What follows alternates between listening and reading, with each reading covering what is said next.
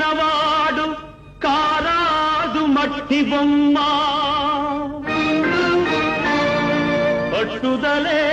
ఉంటే కాగలడు మరో బ్రహ్మ కృషి ఉంటే మనుషులు ఋషులవుతారు మహాపురుషులవుతారు తరతరాలకి తరగని వెలుగవుతారు ఇలా వేడుకులవుతారు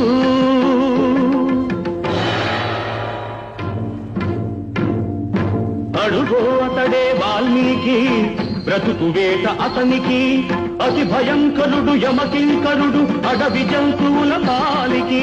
అడుగో అతడే వాల్మీకి పాల పిట్టల జంట వలపు తేనెల